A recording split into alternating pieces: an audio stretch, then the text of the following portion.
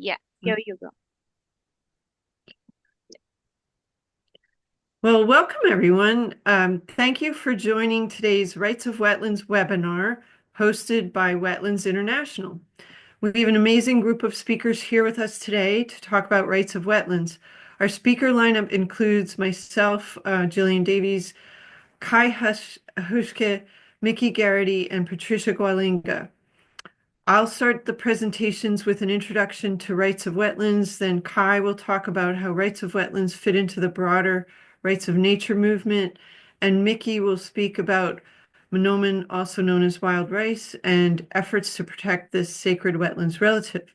Our final speaker will be Patricia Gualinga, who will speak in Spanish in a recorded presentation, which will have English subtitles.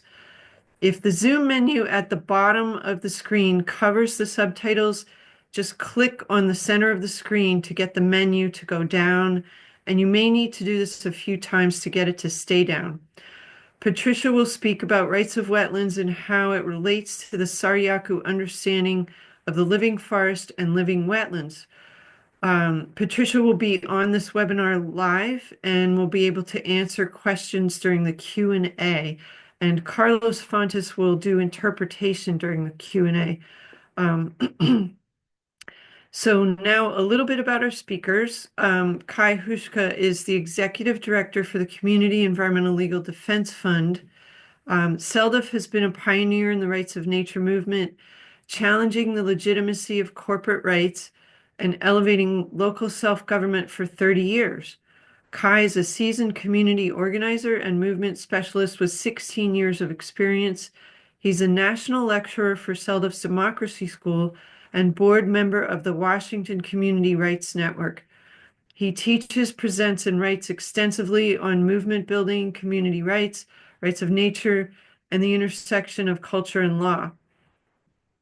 Mickey Garrity is the Anishinaabe and enrolled citizen Potawatomi Nation. She's currently studying the eco-cultural relationship of wild rice and beaver as a graduate fellow in the Tribal Land and Natural Resources Management program at the University of Minnesota, as well as restoration fellow with the Society of Ecological Restoration.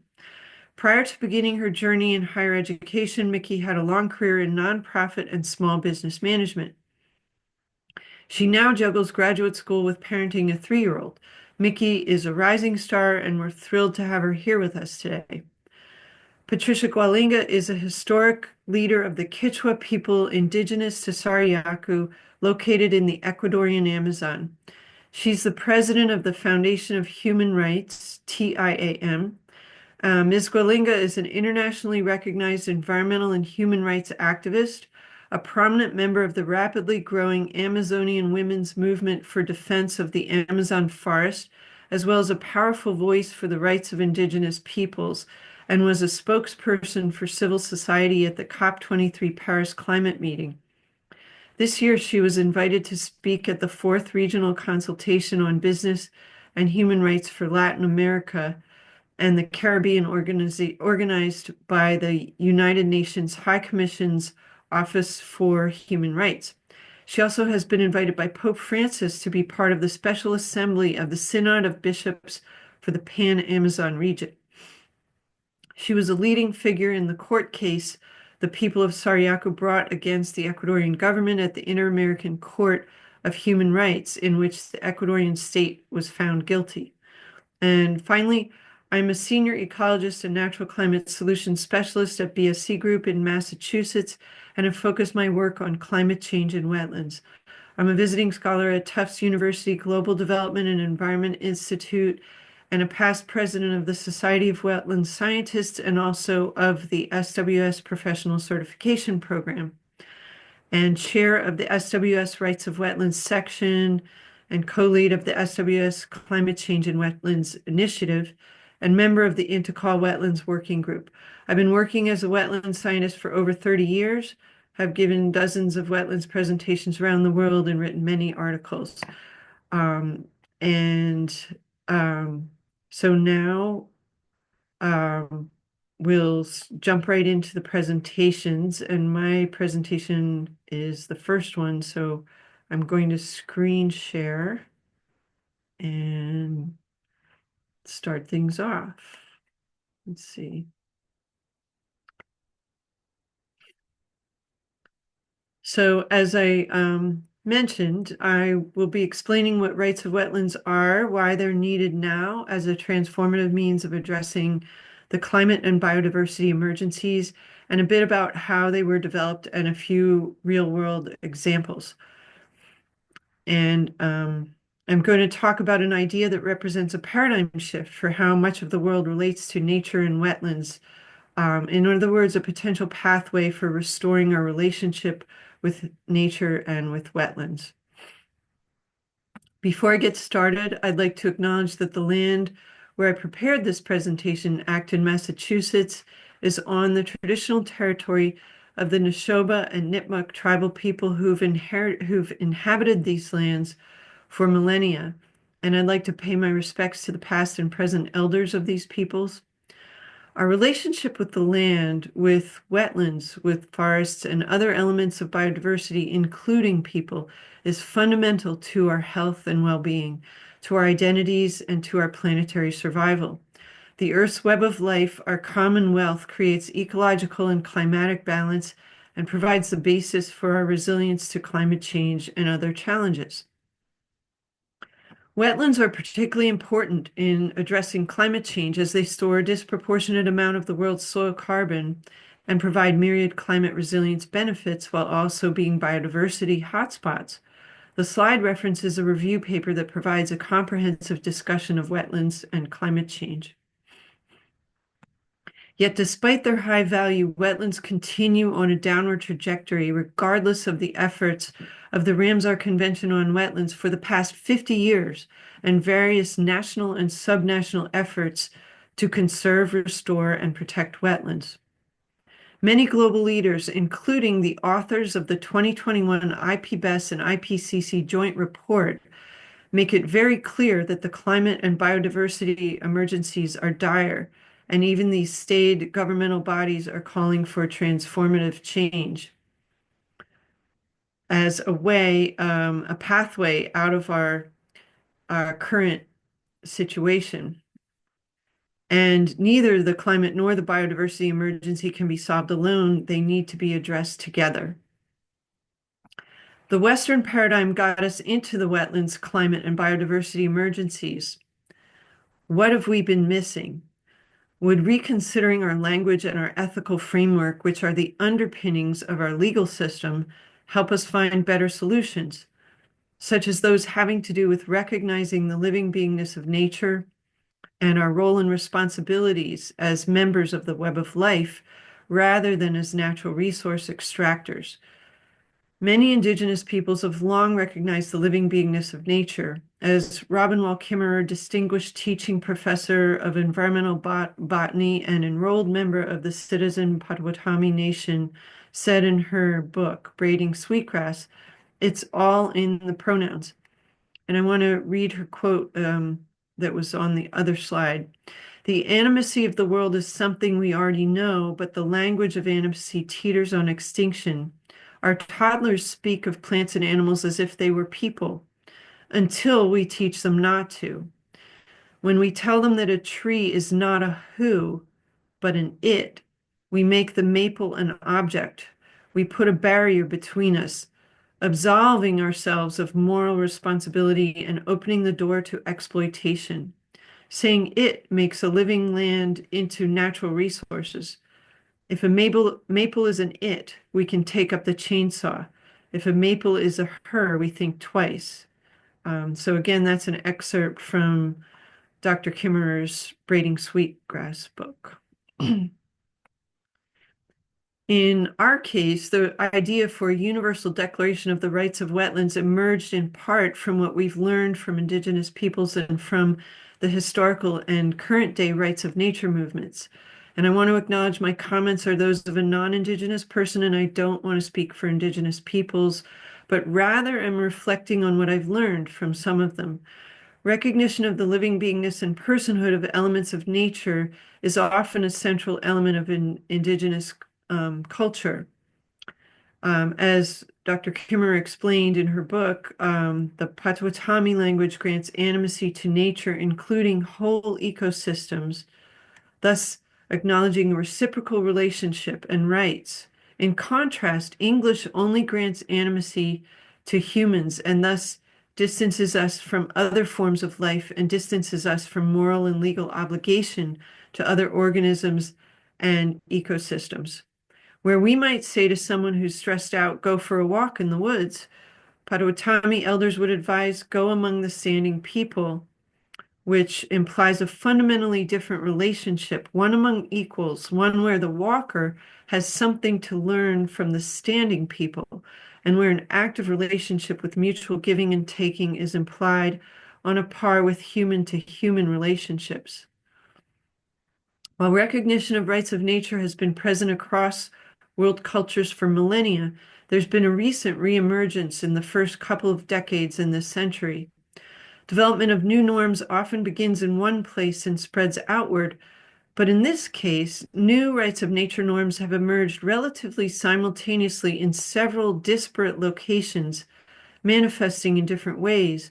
And it's thought that the reason for this unusual norm development pattern is that communities around the world are experiencing a breakdown in ecosystems and the associated disruption in deliverance of benefits from nature, and are concluding that existing norms and legal and governance structures are failing in efforts to safeguard essential ecosystems and their benefits. Deriving also in part from a Western history of advocating for the rights of nature, such as the voices of Henry David Thoreau, John Muir, Christopher Stone, Roderick Nash, and Thomas Berry, the emerging rights of nature movement reflects values long held by humans in many cultures.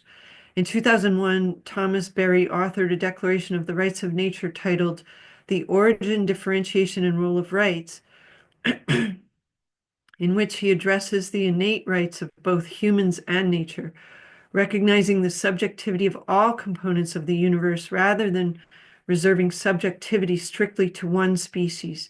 He outlines three basic rights that all living and non-living components of the Earth community have: the right to be, the right to habitat or a place to be, and the right to fulfill its role in the ever-renewing processes of the Earth community.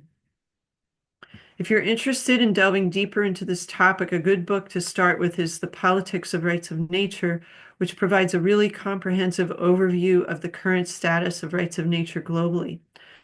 Rights of nature is still in the early stages of development, with both successful and unsuccessful efforts occurring in a wide variety of cultural and legal contexts. And so this slide shows some of those contexts that are happening from local to national to international, and with tribal law as well, and in communities. Kaufman and Martin, who authored The Politics of Rights of Nature, comment on indigenous leadership by stating indigenous knowledge and governance models recognizing humans as part of nature have been fundamental in recent efforts to expand the concepts of rights beyond humans to include all living things. In some cases, indigenous peoples view rights of nature as a tool to remove modern Western anthropocentric law and create space for restoration of their traditional ancestral customary governance and practices that more properly align the human-nature relationship for sustaining the well-being of the web of life, including humans. As rights of nature develops, it's often being interwoven with human rights and framed as biocultural rights. This corresponds to a similar development in ecosystem science, where ecosystems such as wetlands are being recognized as socio-ecological systems rather than humans being separated out from nature. Interweaving nature's rights and human rights can strengthen both rights of nature and human rights, as evidenced by constitutional court decisions in Ecuador and Colombia and in tribal law in the US. A particularly significant rights of nature accomplishment in governance and law was achieved by the Aotearoa New Zealand Maori and Aotearoa New Zealand government, and occurred with the passing of the Te Awa Tapua Act in 2017, where the Wanganui River, including wetlands, was granted the legal rights of personhood, And the law also recognized the special relationship between the Maori iwi, which means tribes, and the river. As I understand it, as a legal person, the Wanganui River has the same rights and responsibilities as a human person, similar to how New Zealand law recognizes the personhood rights and responsibilities of companies, trusts, and societies. The Wanganui iwi have been advocating for legal recognition of the river's rights and their relationship to it since the 1870s. It's believed the Wanganui River is the first river in the world to be granted the rights of personhood. A rights of nature approach operates with an understanding that ecologically sustainable development requires living in harmony with nature rather than exploiting and dominating. Humans are part of nature rather than separate and superior, and requires consistency with the scientific laws governing how natural ecosystems function. Rights of nature says that rights have rights just as that nature has rights just as people do, and that includes the right to exist, to have a place to exist, to thrive or flourish, and to regenerate and participate in the earth's processes. Nature has inherent rights, and not just because nature benefits people. Rights of nature is a fundamental shift in understanding about the relationships between nature, human society, and economies. The current development models, sustainable or otherwise, operate on the fallacy that the economy and human society somehow operate largely independently from nature and merely have areas of overlap. This is a fatal miscalculation, as in reality, everything is provided by nature, and we are wholly dependent on nature for everything. Underlying rights of nature is a philosophical foundation called earth law or earth jurisprudence. Earth law understands that earth or nature is the source of laws governing our lives, and humans need to align our laws with ecological reality. Legal systems then are transformed to prohibit activities that would destroy ecosystems' ability to function and would require ecosystems to be restored when damaged. And this aligns with many indigenous cosmovisions. There's a subtle difference between rights of nature and earth law, although often the two terms are used interchangeably. Rights of nature is a tool that enables earth law to manifest, but rights of nature is not the goal in and of itself. And so if rights of nature laws are implemented without the linkage to earth law, it can be counterproductive. An example would be holding a river responsible for flood damages. So you want to be careful to avoid that. Standard environmental laws are the status quo that prioritize human needs above nature and are part of a mechanistic, dualistic view of the human-nature relationship. And while preventing and mitigating some harm to nature over time, they legalize extreme damage to nature. And the failure of existing legal structures to prevent accelerating climate and biodiversity collapses demonstrates the need to find transformative solutions such as earth law and rights of nature.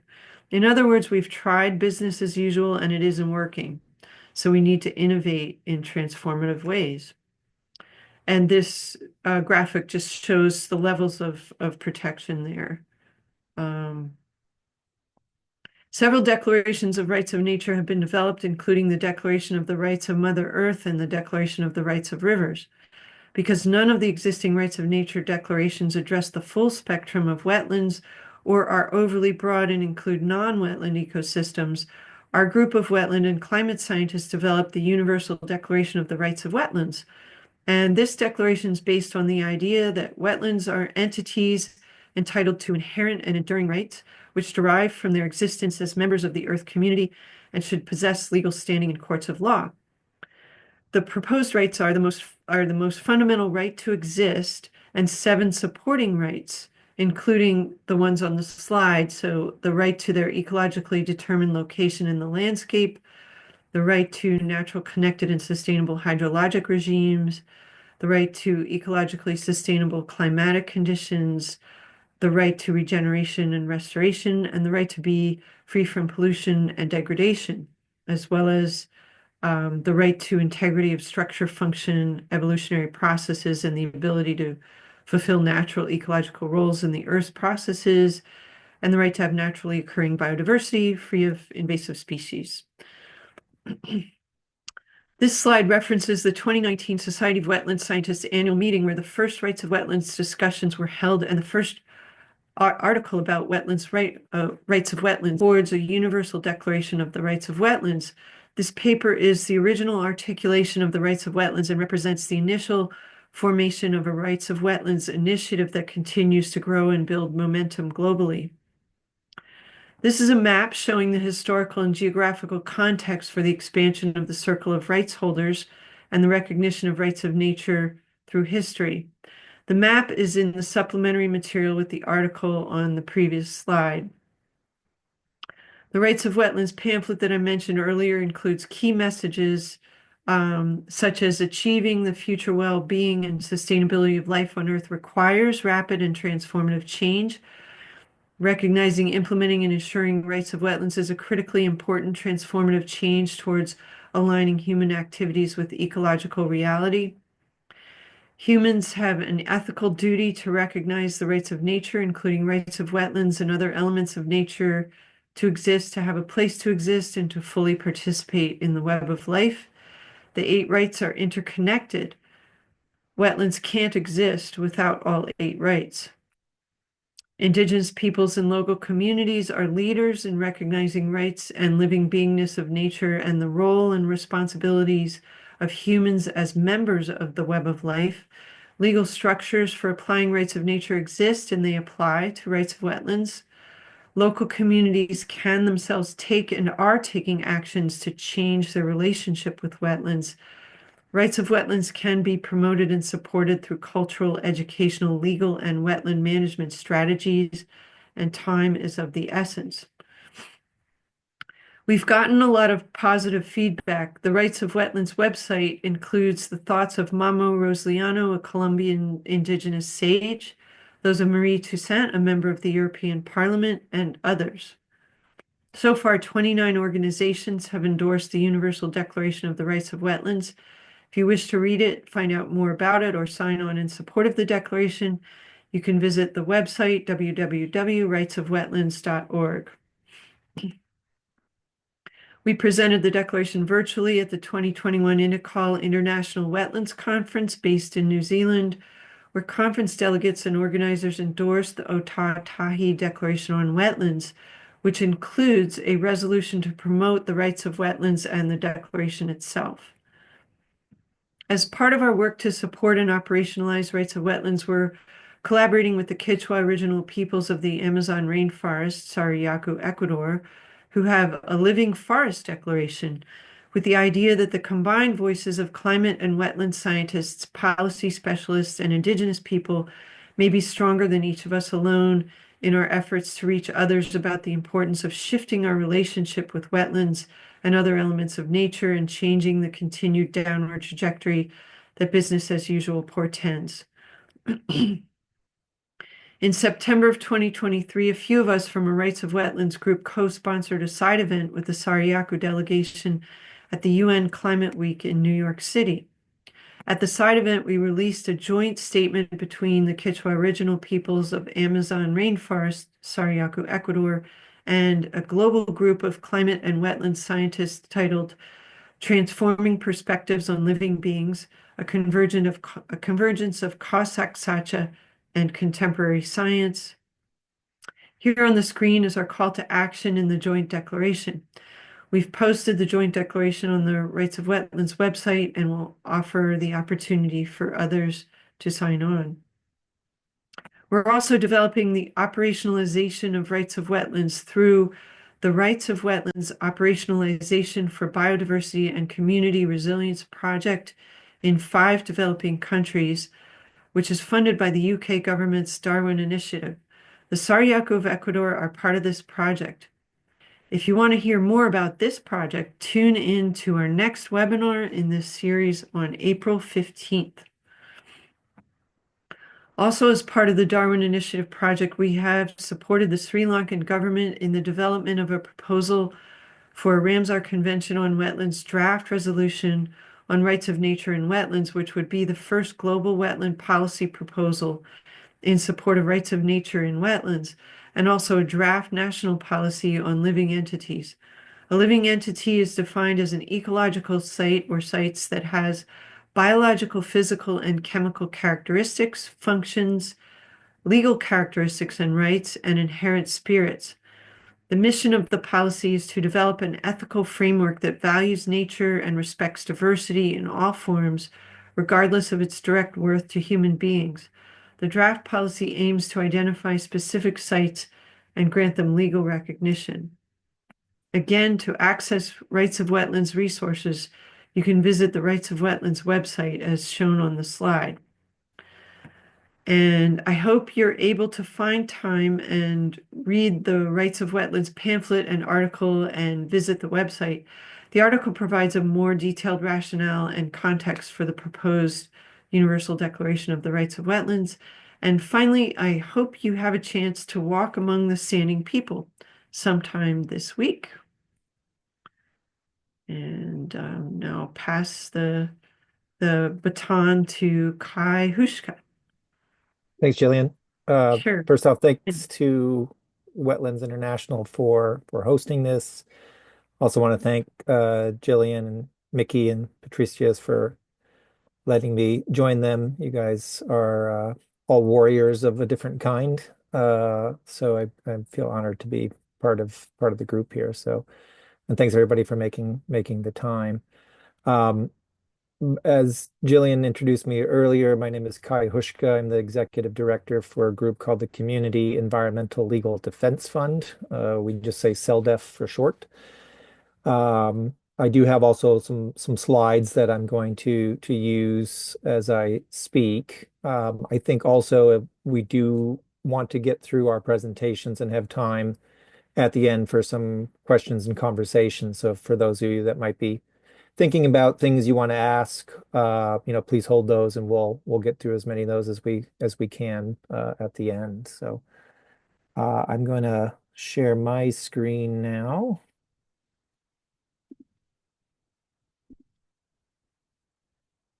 So I titled sort of my portion here, Radical Resilience and Restoration for Wetland Rights Through Cultural Transformation. And as you will hear, I will echo a lot of what Jillian set up in her presentation just now.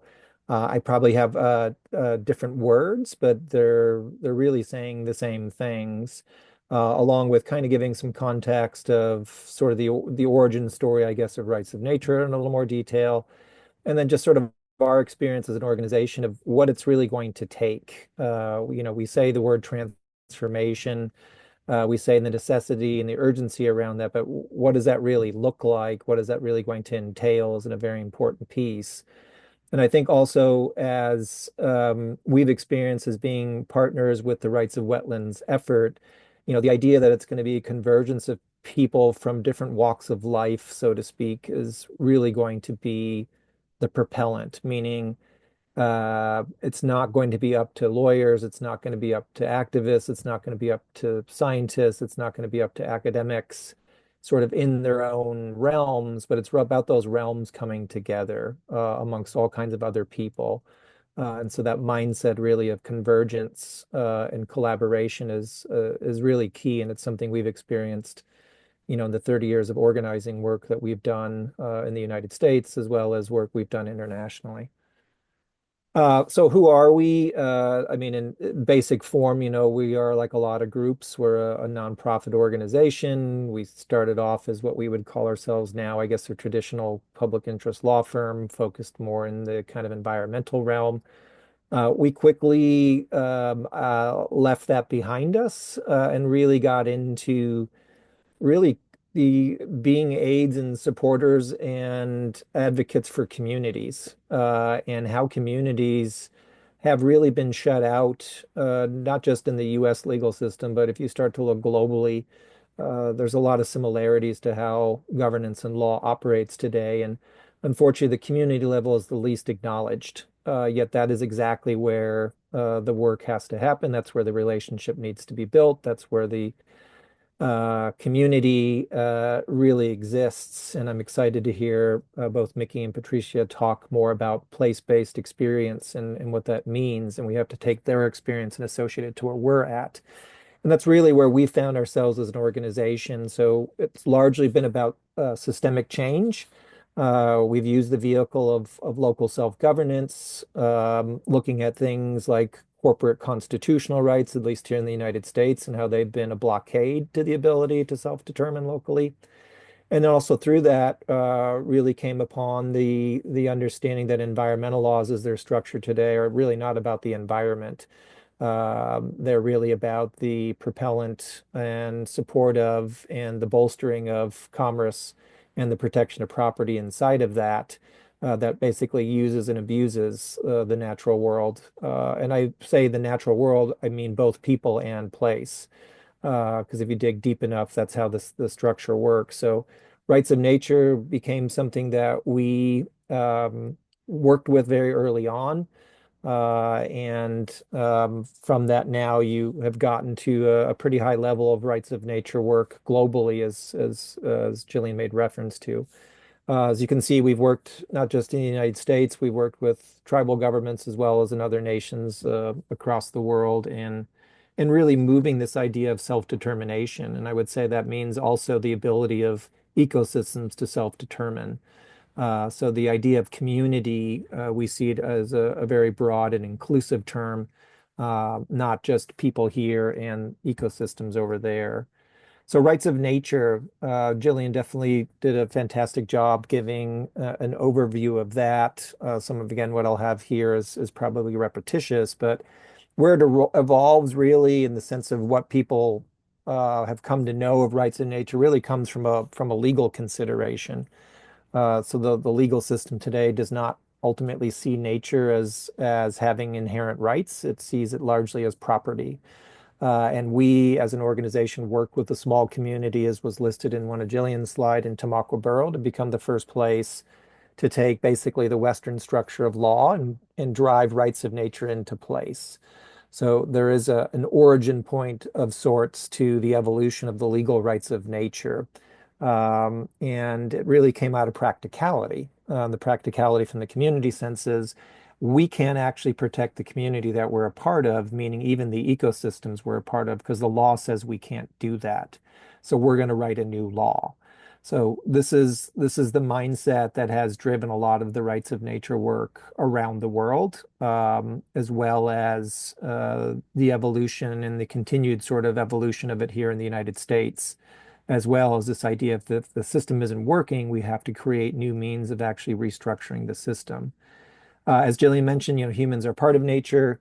The rights of nature is really about this responsibility and connection, not an ownership of. Under the U.S. system of law, if you own something, it comes with the right then to do what you want with it. So when you start to look at how things look, it becomes unfortunately clear as why we're in the situation we're in when you have that sort of structure, that sort of value system. And as Jillian also mentioned, this idea that nature has this right to exist, flourish, and thrive, and it's not dependent on really human beings. Ultimately, human beings are part of the broader nature. It's needing to come to that understanding, and I'll get to a little bit about that in a few slides from here. In very basic terms and maybe very blunt terms, our culture, really, our economy is one can say at war with nature. And we've devised means to rationalize it. We've created means, especially within a legal sense, to other things that don't have value within the system itself, which is why we can do things like blow up the top of mountains. That picture you see is from coal removal in Appalachia. Part of the process of that othering is to term things a particular way. So part of the terminology used in mountaintop removal is to call everything, in this case, the forest ecosystem that sits on top of that mountain, as overburden. So you begin to see, if you culturally start to use words that create and objectify something and don't have a relational connection to it, it becomes a lot easier than to destroy it or to control it or ultimately to kill it off. as we have seen largely with the acceleration of species extinction. So it is a central premise of how systems today need to operate, much like they did in the case of certain people not being rights bearers, but people actually being property, had to use particular terms in order to make sure that you can maintain the system as is. Because if you didn't, you'd actually have to begin to be in a more relational component with it. You'd have to be in a relational sort of orientation. And if that were to take place, you wouldn't have the kind of control in the way that you do in the way that systems do today. Um, Environmental laws often, are seen as somehow the means to protect the environment. As you begin to go deeper into them and the rationale for them, they're really about human benefit. And within the human benefit, it becomes a calculation of, all right, if we have a connection to a particular natural resource, again, there's another term that has a bit of othering to it if you use the word resource. Well, how do we maintain the resource for human need, for human gain?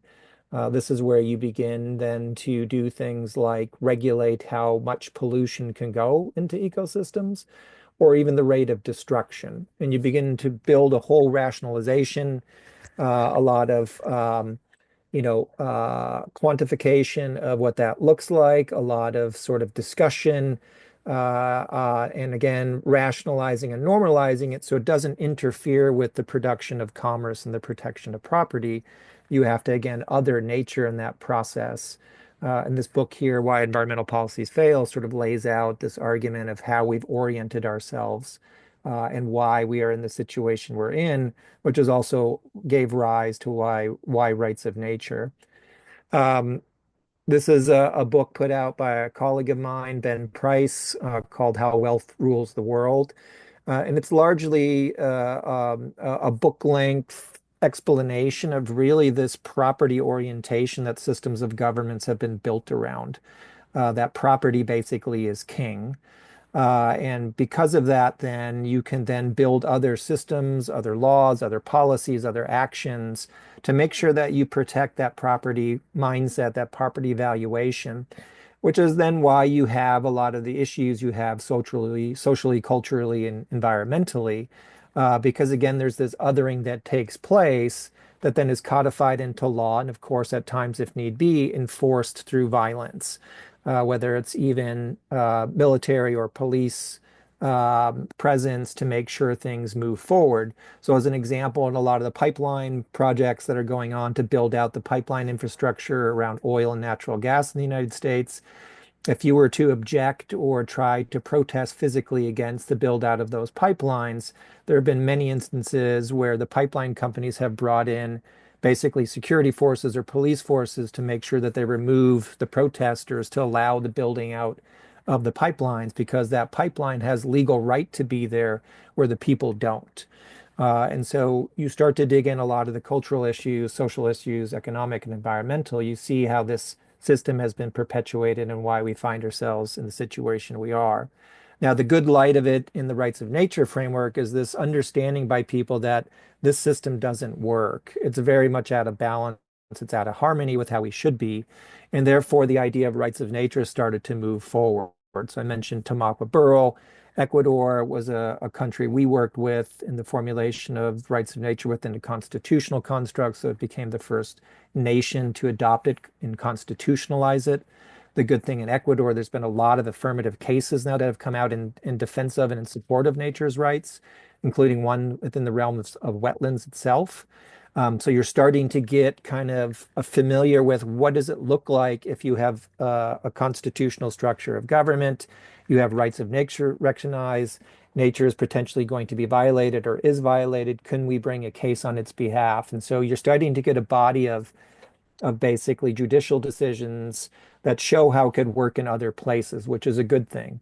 You have 30 countries now that recognize nature's rights in some form or the other. As I mentioned, wetlands protected by the Ecuadorian courts, specifically the mangroves along the coastal region.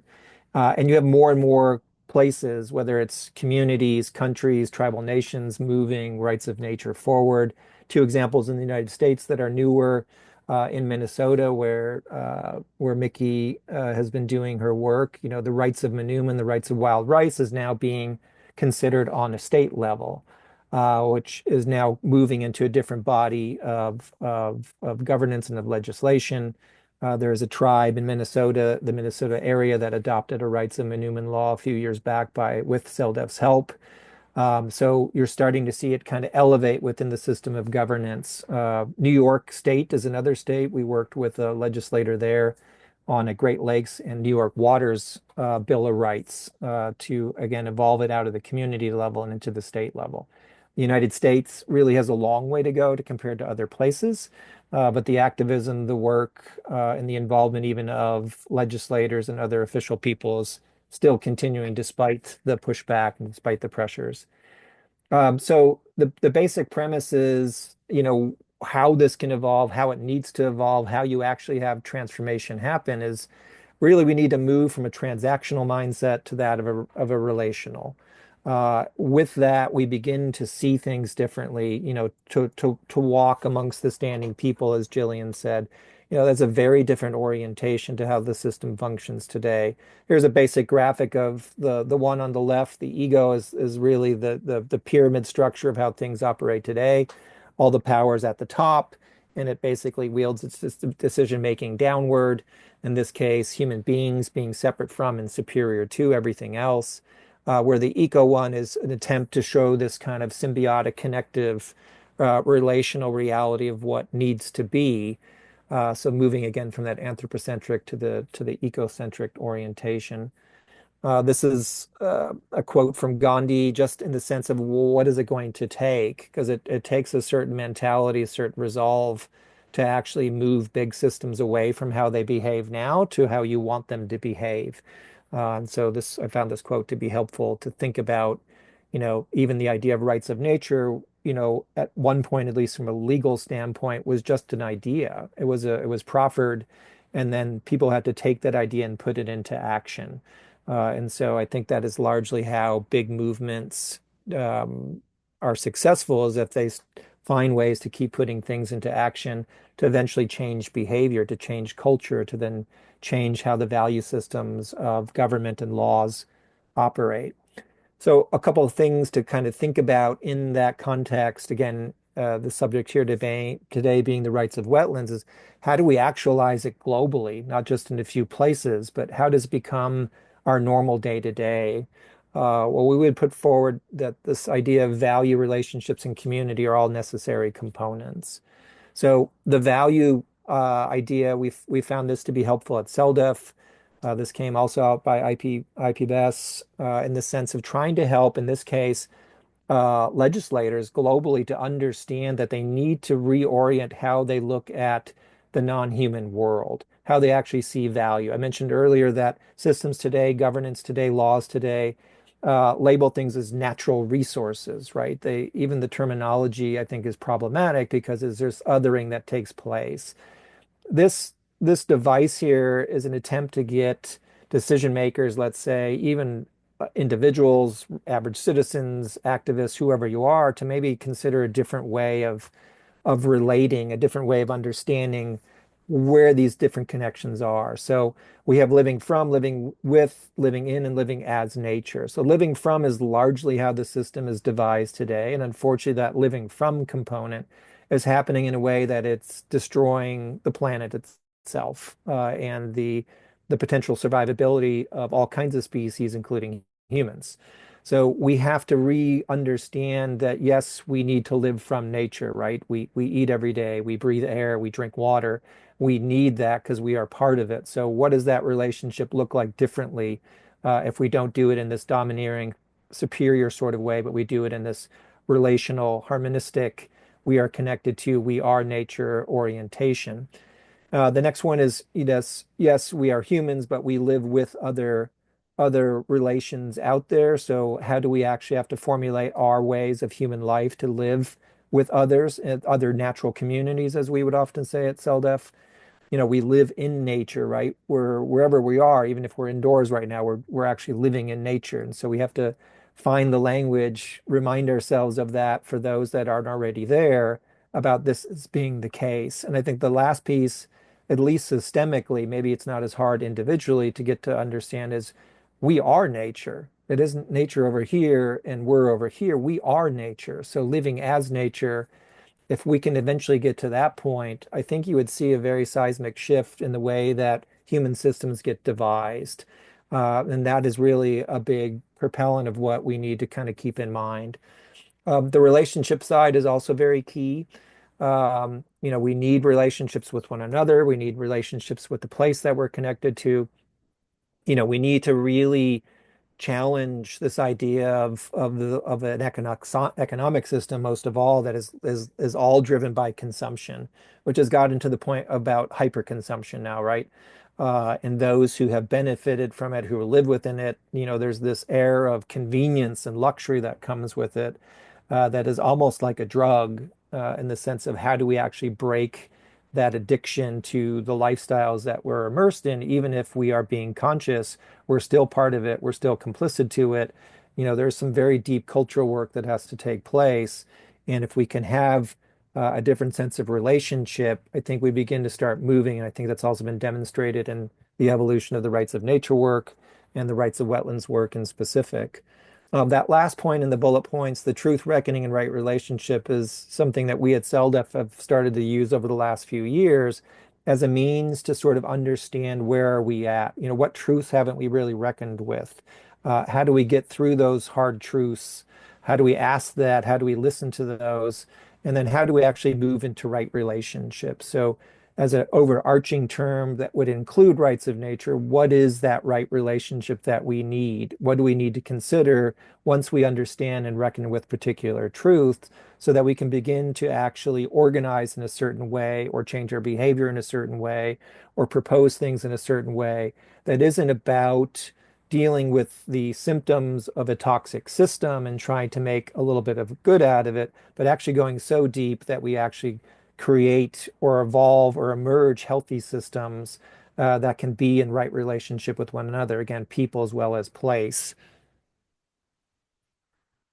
Community is huge. It's in our name as an organization. It's what has driven us and what continues to drive us, that everything is in our mind place-based. Again, excited to hear about what Mickey has to say and Patrice here, because it is about place-basedness. And I think it is weirdly also something that we need to come to understand again. Yes, we live in a certain place. Yes, we may know how to get to the grocery store, how do we get to the airport, and we know a particular tree, but do we really have a connection to place? Do we really have connection to people in place? Not just the people that we might have a bigger sense of connection to, but those that maybe we don't. What are the things that are keeping us from really connecting with one another, or talking with one another, building real community, with the understanding that so much of the system today is about really anti-community. And how do we actually come together to elevate the community in such a way that we can get into better balance, we can get into that right relationship, and we can see and actually recognize and become advocates for things like the inherent rights of wetlands themselves. And I think a big piece of that, as I mentioned, is that self-determination piece. Without that, it's very difficult to actually grow an affinity and become an advocate for a particular place if you don't have systems that allow for the greatest capability of self-determination at a local level. And I like this quote at the end, this by Max Carver. He says, "Empathy is the starting point for creating a community and taking action. It's the impetus for creating change." Again, if we see value in others, if we see value in things that were considered things but we know are not things, we start to actually change our own behavior, and then ultimately we have to change bigger systems itself in that process.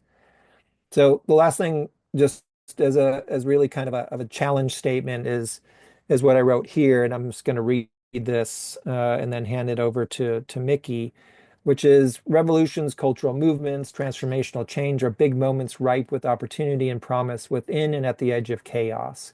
They require bold and innovative action. They require vision and direction. They require resoluteness in their demands and unbendable resolve that is stronger than anything the existing regime can marshal against it. There needs to be resistance and resilience in the name of inherent rights of wetlands. So there's an attitude that has to come with not only the science and the legislative proposals, but there is this kind of confidence that needs to collectively come together to really transform systems. So getting the idea out there is one thing, getting laws instituted is another, getting courts to recognize rights of nature is another. But the really the victory of sorts, the real moment of transformation comes when behaviorally we start doing these things because they're inherently part of us. We don't then need really the courts. We don't really then need the laws. I mean, this is really the direction we ultimately need to arrive at, but we need steps to get there. And I think rights of wetlands, rights of nature is a mechanism of getting there if we can understand its value. We can understand that it is about being all inclusive, being ecocentric, and really about flipping the script in the way that dominant systems work today. Because as we all know, if that continues, it's not a very pretty outlook for us and all the other relatives that we're connected to. And this is where I think there is real power that has happened in the rights of nature world and happening currently in the rights of wetlands. So thank you very much. Great. Thank you, Kai. And now, Mickey, just take it away, Mickey. You can share your screen and get started. Yeah. Great. Bonjour, Jayek, Mickey, Indigenous, Borewadmikwe, Endao, Shishibani, and Dabendegwes. Jigwe Onododem. Hello, everyone. My name is Mickey. And as Jillian mentioned, I am Potawatomi and enrolled in the Citizen Potawatomi Nation. And I am going to be speaking today about monomen or wild rice. I'll go ahead and share my screen. Okay. Is everyone able to see that okay? Great. And before I get started, I do want to say that there are many people who have much more knowledge about monomen than I do, and who have been working to protect monomen for a very, very long time. And so I'm here sharing with you things that I have learned in my role as a scholar. And as a Potawatomi woman. But I also first must beg forgiveness of those who have come before me, who have much more knowledge, and their patience as I speak on this topic. But to get started, we need to go back. Very far back. This is a map showing the migration of my ancestors a very, very long time ago from the east coast of North America down the St. Lawrence River into the Great Lakes region. And this migration itself took over 500 years to complete. And the migration was necessary for our survival. And there's lots of stories that we have about how this migration happened, but one of the really important components of that migration is that we were told to look for the place where the food grows on water. And that when we had found that place, we knew that we had found our new homeland. And that food that grows on water is monomen or wild rice. And in our language, monomen means the good berry. And so the reason I'm starting here is to share more about the very long-standing relationship that Anishinaabe people have had with wild rice, and to sort of orient you to the way that our communities have been oriented in the past towards wild rice and the work that has been happening in the past, present, and into the future to maintain this important, significant relationship. So this figure shows the current primary and possible secondary distribution of wild rice. But what we know from a variety of sources is that wild rice, the range of wild rice throughout North America was quite extensive. There are 4 total extant species of wild rice in the world. 3 of them are in North America. One of them is this remaining sort of isolated population in Texas. And then northern wild rice and southern wild rice are normally what we see and associate with this sort of Great Lakes basin. But the extent of wild rice used to be much larger. And part of what we know from our tradition is our elders talk about how as the ice receded about 10,000 years ago, that the rice actually followed that ice melting, as did the beavers and the people. And part of what I study as a graduate student at the University of Minnesota is this relationship between beavers and wild rice. And so this is part of my framework in understanding how these landscapes evolved with my ancestors and how those things have changed with the beginning of colonization. So obviously, this distribution is very different than it used to be. The life cycle of Monoman is interesting and important and relevant in thinking about its role as a wetlands plant. And so this figure is taken from a Monoman educational campaign. I'm so sorry, I don't have all of my notes for the presentation, so I'm going to miss some things. But in the life cycle of Monoman, it is an annual grass that sprouts from the soft sediments of slow-moving streams and lakes and grows up to the surface of the water where it is in what's called a floating leaf stage, where the grass is sort of floating as hair in the water. And then the plant will stand up. And it's at that point when Monoman stands up that it will flower and seed and mature. And then what we harvest is the mature seeds of the plant. But when Monoman is in the floating leaf stage, it is vulnerable to changes in water velocity and other hydrological functions of its waterway. And so this is part of where Monoman becomes vulnerable to things like climate change, potentially changes on the landscape from beaver erecting dams and setting up their structures.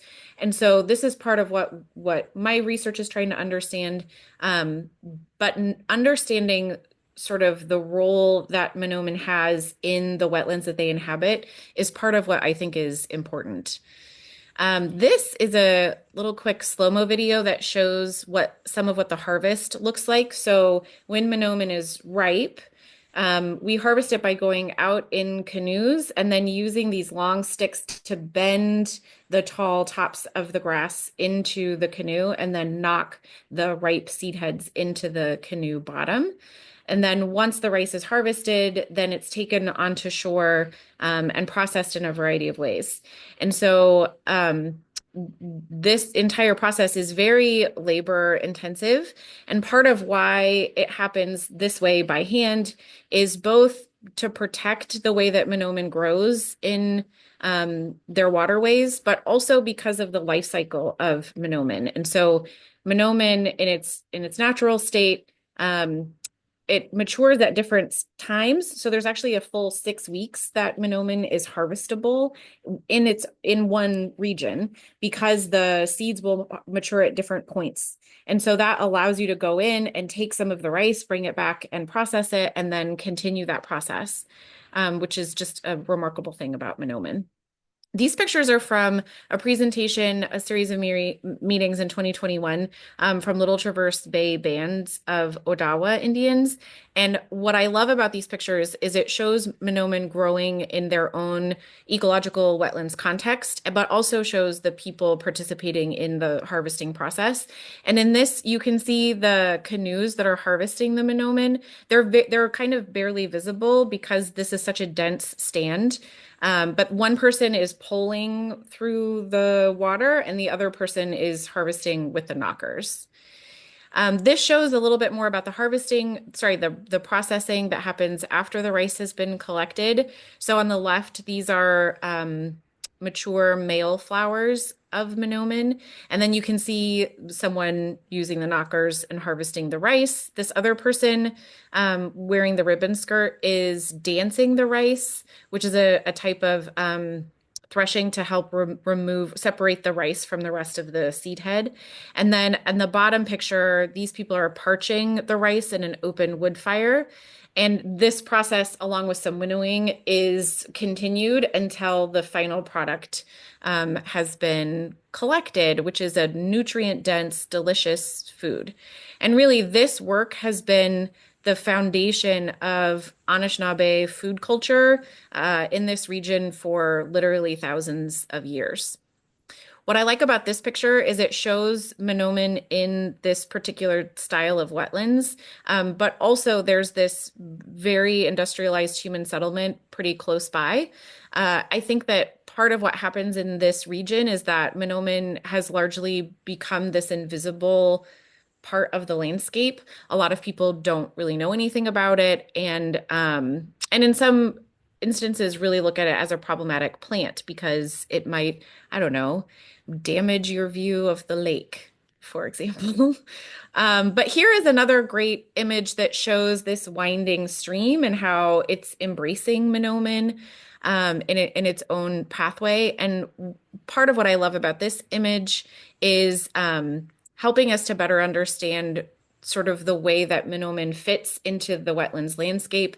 Mahnomen itself is known for helping to build very rich biodiverse ecosystems because of the many species of birds, amphibians, fish, and invertebrates who benefit both from the food that it produces, but also just the environment that Mahnomen creates.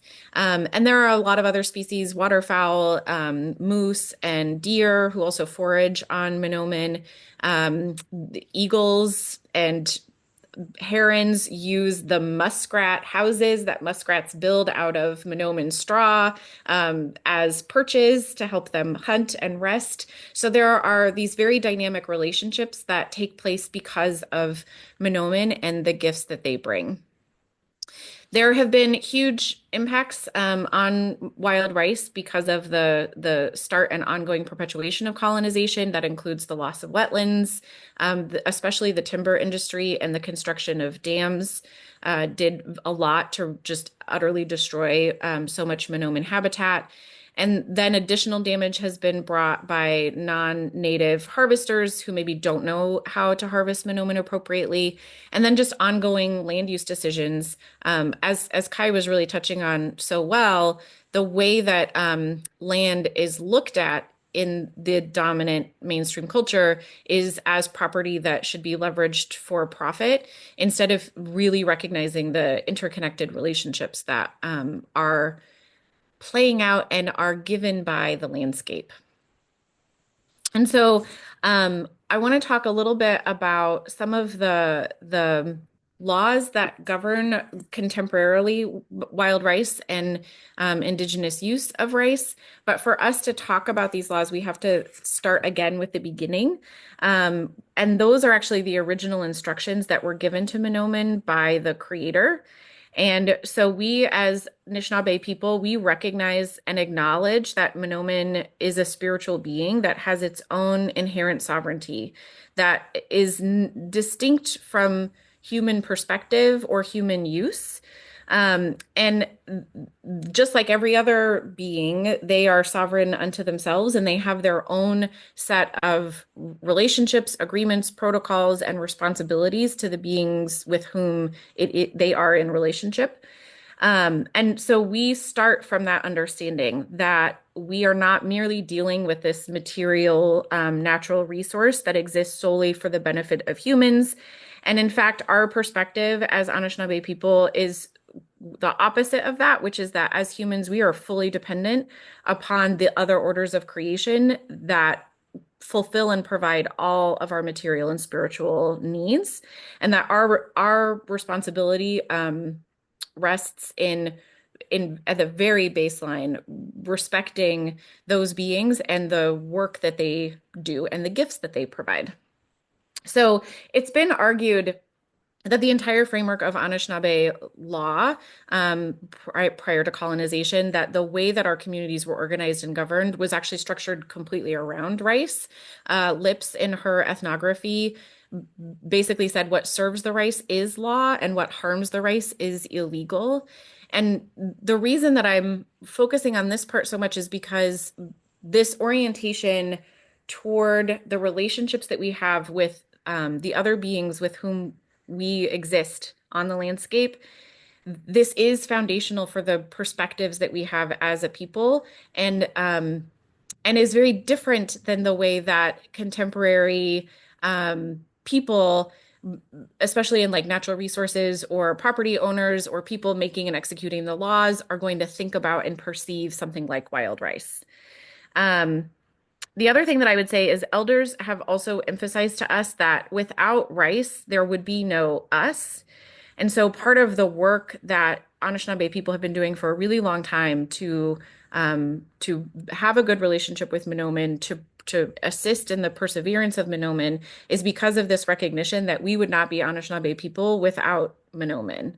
It's like taking salmon away from the salmon people. Like you can't do that. So I want to talk very briefly about the contemporary sort of frameworks that then we have sort of that have been layered on top of this existing set of responsibilities and inherent rights and the original instructions that each of us have actually been given by the Creator. And so one set of those laws are treaties that were made between Indigenous nations and the United States government. There are very specific treaties, and in those treaties, there are specific rights for hunting, fishing, and gathering reserved for tribes as they ceded land to the United States. And it's really important to underline here that when we talk about treaty rights, these are not rights that were given to tribes by the United States. These are inherent rights that we have exercised, as we say, since time immemorial, and that we reserved and protected in the process of our ancestors participating in the treaty making process.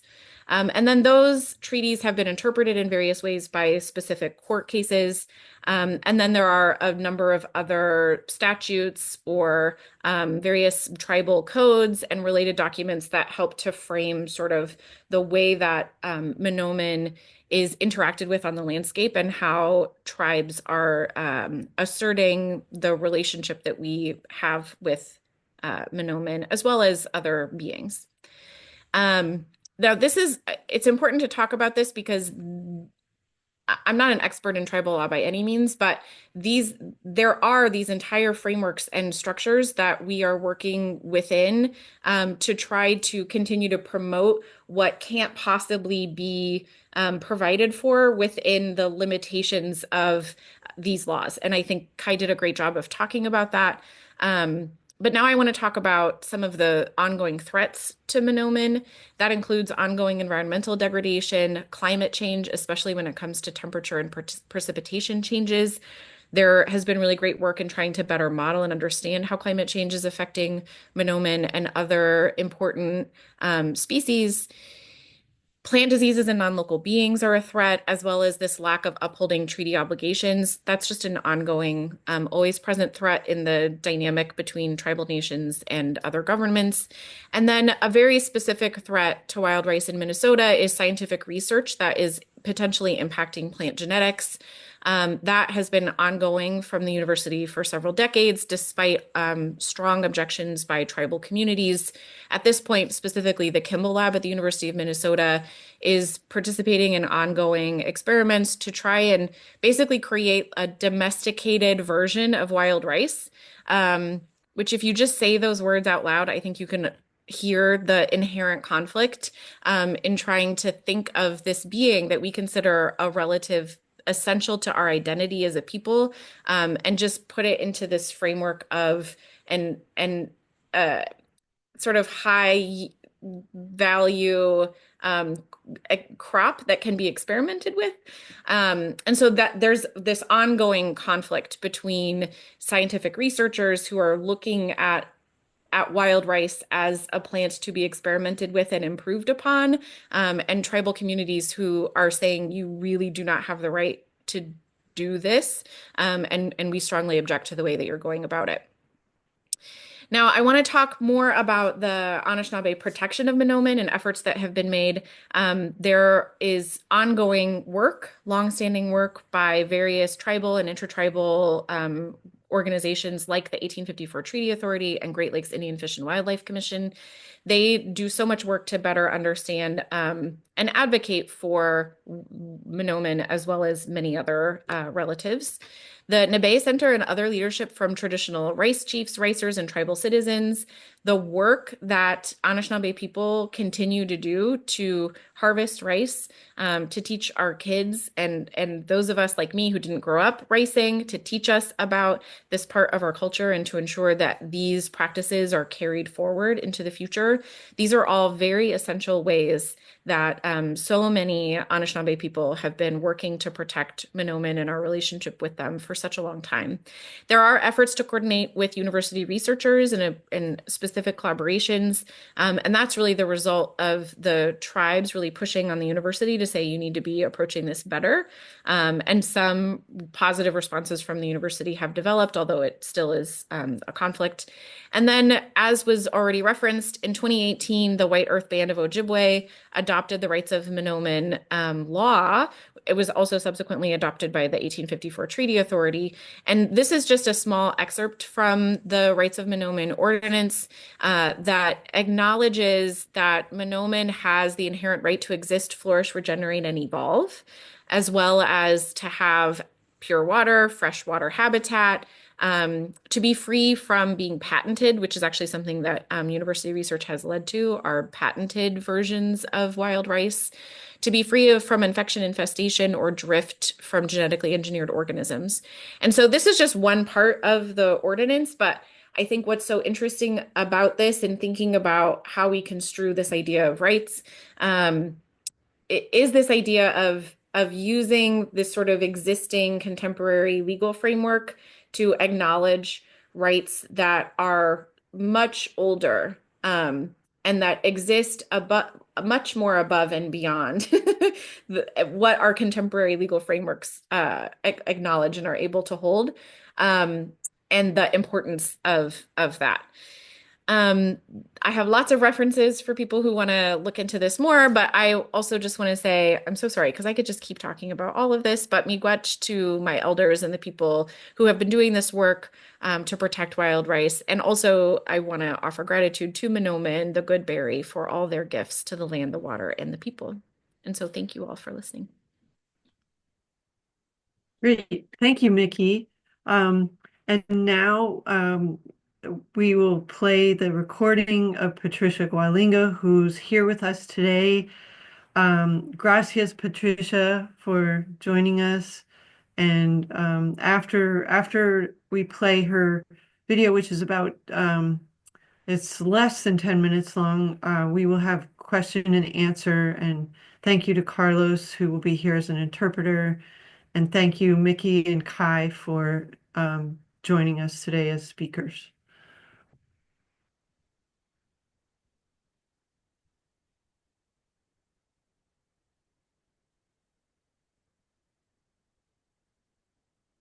Mi nombre es Patricia Gualinga, soy del pueblo originario quichua de Sarayaku, miembro de las mujeres amazónicas defensoras de la selva.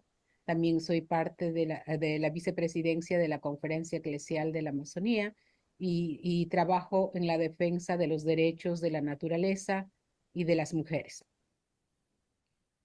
¿Cuál es el panorama que hay en el Ecuador sobre los derechos de la naturaleza?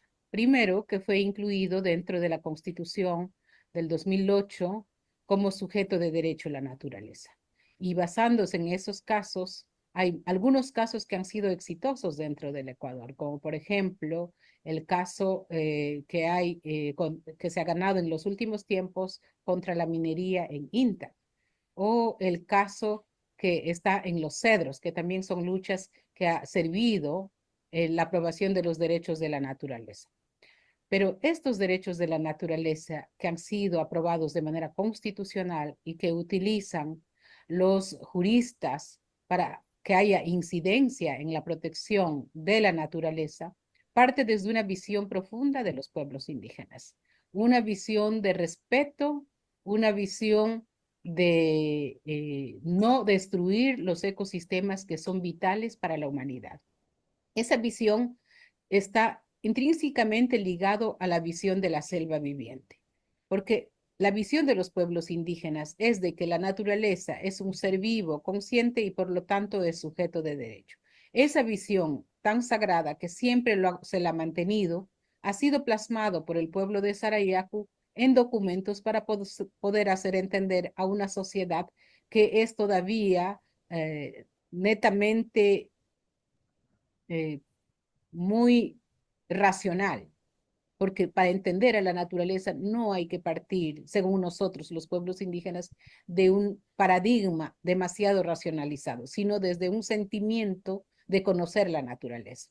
Y desde ese sentido, dentro de nuestra visión del Causac Sacha, la naturaleza es viviente. Y cuando nos referimos a viviente, no es solamente la vida que se genera ahí, como los árboles o las plantas, es viviente con seres protectores de la naturaleza que regeneran ecosistemas vitales y cuya destrucción implica la destrucción de la misma humanidad.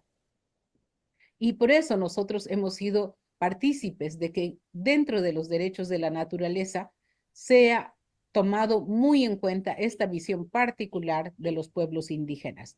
Yo me atrevo a decir que no es una visión solamente de pueblos indígenas como Sarayaco, sino es una visión que está muy arraigada a los pueblos indígenas de todo el mundo. ¿Cómo puede estos derechos de la naturaleza apoyar a los derechos de los humedales? Los humedales son parte de la naturaleza y según nuestros mayores, ahí es donde se empieza la generación de toda fuente de vida en los humedales.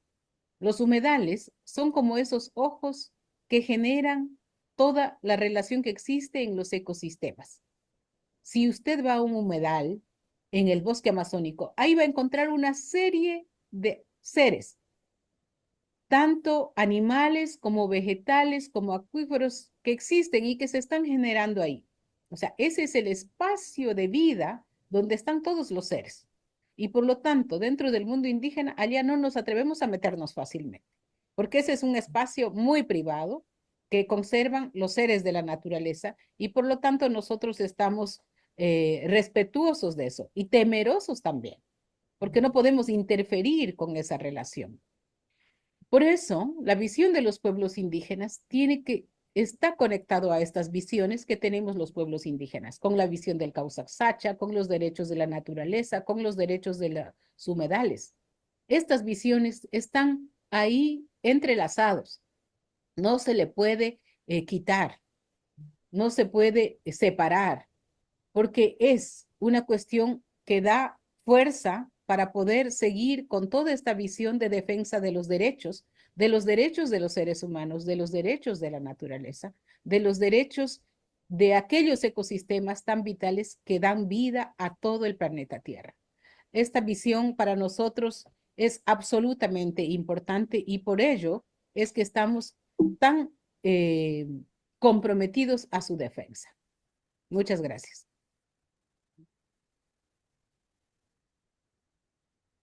Great, thank you. Patricia has another meeting she has to get to, so we would like the first questions to be for Patricia, and Carlos will translate. Patricia, if you could come on screen, that would be great.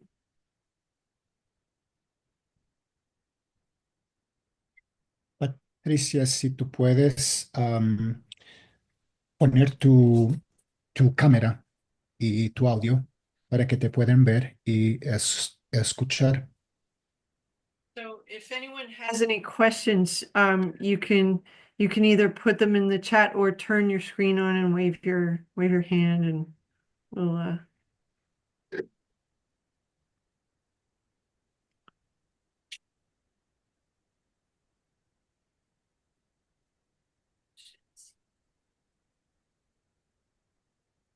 Well, I have a if no one has a question, I will ask a question for Patricia, and I was really intrigued by how you talked about wetlands being like eyes, and if you could explain that a little bit more, I would love to hear that.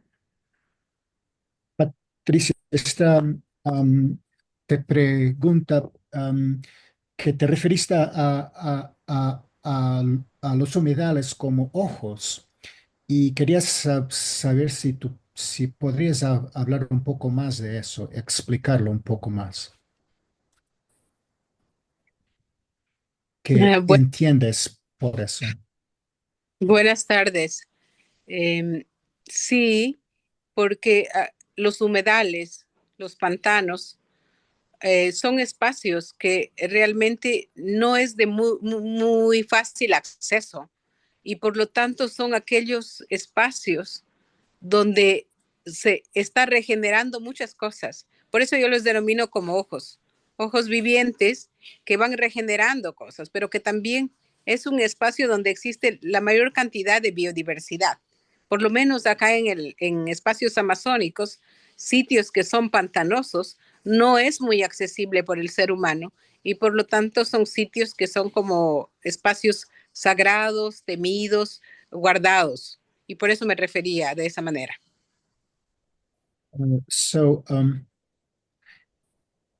Patricia refers to wetlands as eyes. First, because the wetlands in the Amazon are not easily accessible. Second, because these are spaces that regenerate and generate life due to the relationships that exist there. And also because these are sacred spaces where life is created and regenerated. And that is the reason that Patricia refers to those to wetlands as eyes. Muchas gracias. Gracias. Yeah. Does anyone else have oh, go ahead. Does anyone else have a question for Patricia? Ben, why don't you ask your question? Oh, thank you, Patricia, for being here and sharing your thoughts. Gracias, Patricia, And por estar aquí. And I wonder, because there is the indigenous understanding and relationship with the wetlands that is different from the Western mind and the Western way of seeing things, what you might say about the approach of making laws to protect nature or to protect wetlands, and how do you see that fitting, or is there a way that naturally or at least temporarily helps move things in the right directions for Western thinkers? Entonces, Patti, yo me pregunto desde el punto de vista indígena que ve la relación con humedales de una manera diferente del mundo industrial. ¿Qué opinión tienes tú sobre la creación de leyes para la protección de humedales? ¿Cómo lo ves, la importancia de eso? Pienso que la creación de leyes para proteger ecosistemas como los humedales son muy importantes, porque muchas veces, a veces se piensa que eso no es importante, pero en esta situación es muy importante, porque si se destruyen los humedales, estarían destruyendo aquellos ojos que realmente están generando la mayor cantidad de biodiversidad y esos espacios que sirven para regenerarse se convertirían en espacios que no están cumpliendo su función. Por lo tanto, si las leyes pueden protegerlo y si la gente puede acoger esas leyes para protegerlos, eso sería algo muy importante. So, Patricia says that she thinks that laws are really important for the protection, and particularly in the case of wetlands, precisely because the wetlands are these very special places where life is created. And so when wetlands are destroyed, the very means and the very creation of life is being destroyed at the same time. And for that reason, she thinks that laws are particularly important in this case to help to protect wetlands. Gracias. Thank you. Does anyone else have a question for Patricia?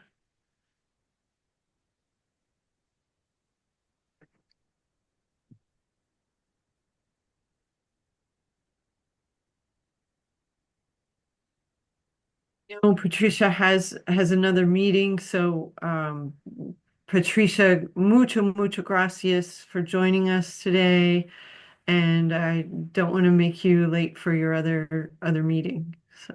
Gracias por estar aquí con nosotros y no quiero que se ponga tarde para ti, para tu otra reunión. Muchas gracias, Pati. Gracias, Lilia. Gracias a todos. Me tengo que retirar porque estas reuniones de los colegios son obligatorios en Ecuador. Entonces, me So retiro.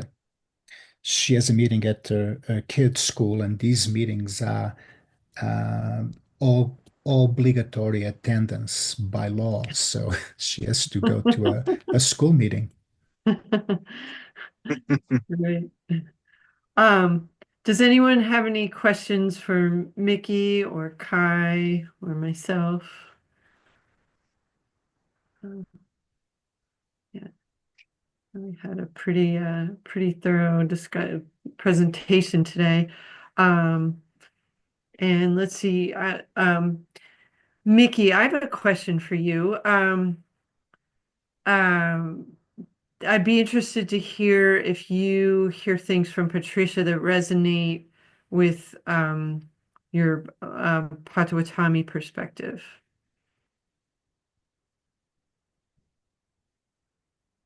Well, I think what she was just sharing about the importance of protecting what remains is very pertinent. I do not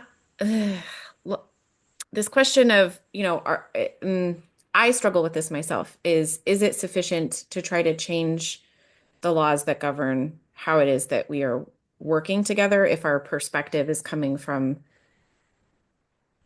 a place that justifies the wholesale destruction of life? Because they're incompatible. Like the perspective that says what we call nature is just a set of resources for human exploitation is incompatible with a way of living that is healthy for us and others into the future, right? So what resonates with me is the importance of using the tools that we have now, and it's not enough. And I think Kai spoke to that quite beautifully of just how it isn't, we have to do that, and we also have to change our perspective. And I don't know how to do that. I think that it is possible for humans to change, but I think it's very hard. And so Kai has his hand up, and maybe he has some good ideas for how it is that we might do that. But I know for our people, part of the perspective is that we will outlast all of this nonsense, and that it's our job to remain and to remain persisting in being Anishinaabe in perpetuity, whatever it is that's happening and the great pressures that are coming at us, because that system of all of that is insufficient for what it is that we actually need to thrive. And so we have to hang on to the knowledge that we have and participate in that knowledge. So sorry, Kai. No, I'll just build on that. Appreciate you bringing it up in that kind of context. I mean, I think truth telling is huge, right? I mean, you can't be afraid to tell the truth. I think that's a key component of changing behavior, changing orientation, accepting the connection and the reality that we are nature, and all of that, is the energy that could then reformulate how even written laws come to bear. So as one more example, like we started off as an organization largely about trying to drive new laws into place, right? And which has led now to a lot more rights of nature work globally, but we've kind of backed away from that to some level, even though we still participate in that, to say, okay, what is it really that's going to shift behavior. And I think it's really those lots of those deeper cultural elements that have to come into play of where law can work together with that. Because I think Mickey's right, without really a real understanding, really reckoning with what we are, what we're connected to, and the truths around that, I don't think you get to that right relationship is the term we use without that, even if you do have laws. And I think so it's about in some ways holding a lot of complexity, a lot more than we would like to. But that's the situation we're in. And so I think it is about being bold, telling the truth, and trying multiple paths that are really about right relationship, not about nibbling at the edges, not about reform, not about tweaking this, not about, the standard system that it is today. It's really about we're on a different path. We're going to be relational and we're going to be ecocentric. If you're anchored there, then the other things start to actually pick up momentum.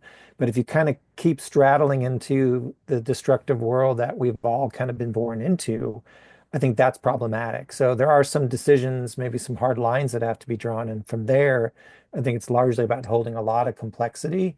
But I think that's where real transformation begins to have viability, not just in breaking through and taking down the dominant system, let's say, but actually staying in place, because it's also been a problem if you look historically at movements. They've been unable to really upend the reality that they thought they got out from underneath. Power just got re-centralized.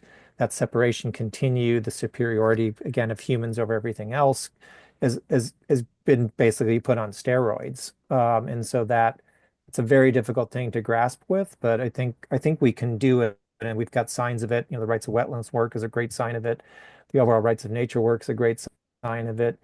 People continuing to speak their truth despite the pressures is all critical. Carlos, I noticed you might have something to say on that as well.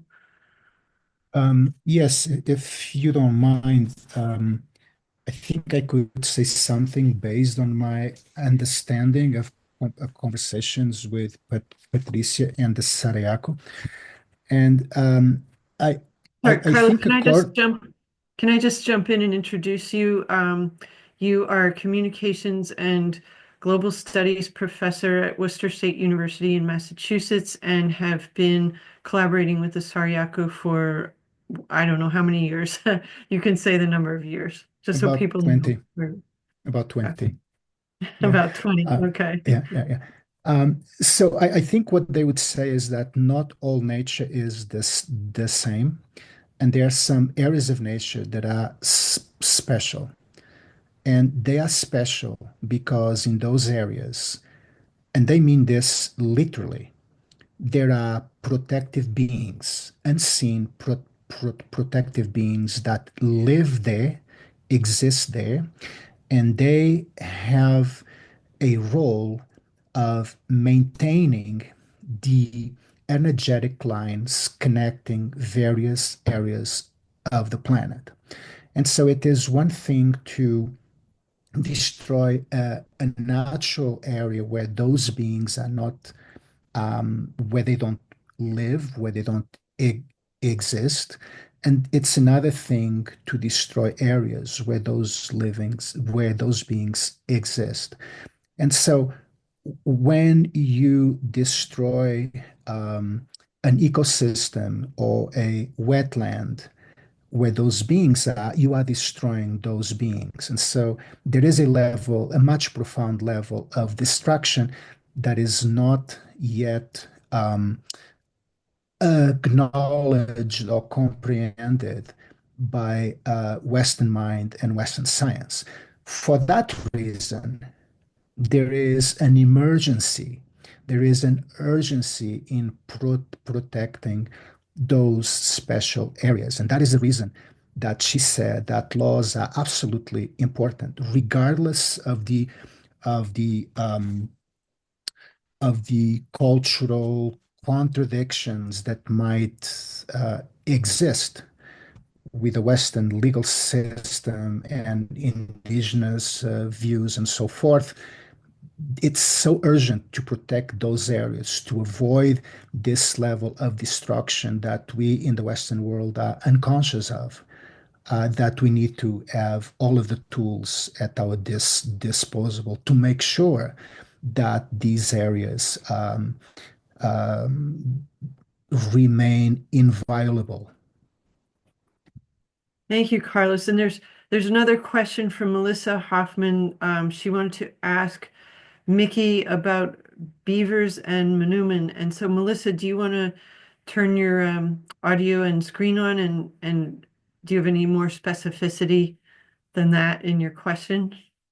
Hi, yes, thanks. I'm really curious to hear about that research that Mickey's engaged in about beaver habitat and the association with manoomin and the history of it, and also the potential for um, kind of looking at beaver habitat. Beavers are very hot right now. We've got two families of beavers that moved into ponds on our farm in Vermont that are completely transforming the land. And we're a farm and with indigenous centered or kin-centric values, and are planting manoomin in the beaver wetlands. We've had one crop already. It did very well. And I'm just excited about this because of the association with water, waterways, the respect for them, the respect for beavers, and also how it can harmonize with foodways in this new relationship, in a relational worldview, in a relational perspective. I am also excited about all of those things. So, what I can tell you is that there is there's a current perspective alive and real throughout Minnesota and Wisconsin that in order to protect manoomin, we should probably be removing beavers from rice waters. And that has been the general policy of the Department of Natural Resources in both states for at least 25 years. And part of what I have been trying to understand is how in the world that makes sense, since if we think about this landscape more historically, beavers bring the water, rice needs the water. Humans, beavers, and rice have been living on these landscapes for at least 10,000 years. And so, how do we understand this current idea that we have to remove beavers because they could potentially damage the rice? And so that's actually the focus of my research, is both understanding how we sort of came to this belief, and then whether or not that's borne out by either, traditional ecological knowledge and how rice and beavers are interacted with from that perspective, and also Western knowledge and scientific tools. So I'm learning how to do things like remote sensing to identify beavers on the landscape in wild rice waters and compare over time what happens in places where we have let beavers be and in places where we have been consistently trapping and removing beavers. And I don't have results from that research yet, but what I do know is that my ancestors did not blow up beaver dams with dynamite.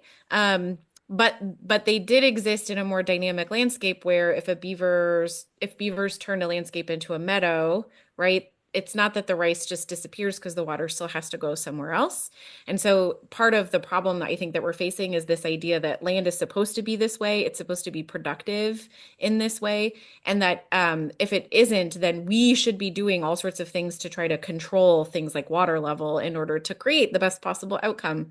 But we are doing those things consistently without accurate or consistent or long-term knowledge about how those dynamic ecological interactions actually play out on a landscape.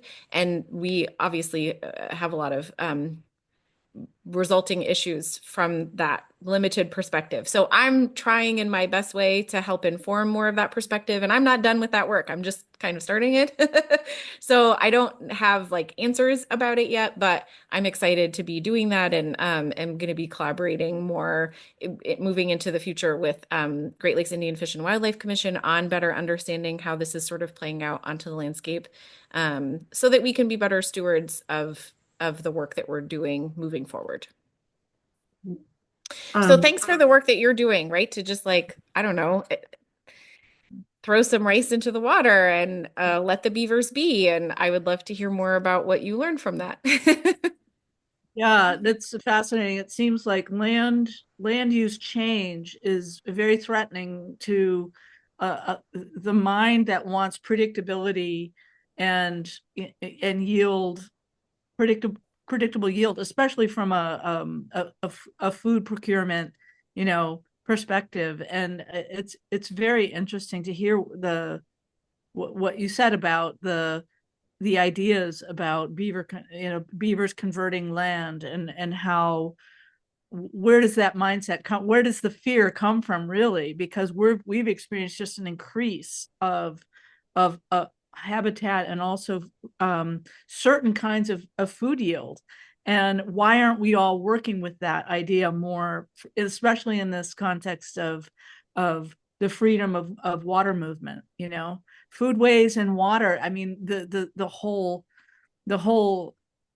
convergence of those interactions and those relationships are so important. It's not just the river over there and us over here. It's us in relationship with the river, and that's food. So. Right. Well, property rights are difficult to protect and fulfill on if the property changes, right? And so there's actually a very long history of the removal of beavers from the landscape, I think, because of the way that they are these agents of chaos. And one of the first things that settlers did was remove beavers and then drain wetlands in order to convert them for agricultural use, but most importantly, to designate them as owned by white men. So there are very important reasons that are absolutely rooted in the entire structure for how we consider ourselves in relationship with the land, that are at play and that have resulted in the removal of beavers, water, rice, bison, many, many, many other beings. But we could talk about that another time. That's beautiful. Thank you so much. Thank you so much. Thank you for such great discussion, everyone. And thank you again to Mickey, Kai, Carlos, and Patricia, and to Wetlands International for sponsoring this, and Diedra for being the coordinator. Diedra is the Wetlands International representative on the screen, and everyone's been here quite a while, so I think we'll sign off at this point. And thanks again, everyone. Yeah. So I would just like to express my gratitude to all my speakers and for your invaluable contribution. Me being very new in the field of wetland, I have joined wetlands in the last, I'm working with Wetlands International for the last 3 years, and this discussion was a big opportunity to know so many things. And yeah, thank you so much for this and joining all of you, and it was great hearing from all of you. Thank you. Thanks, everyone. Bye-bye. Thank For you. now.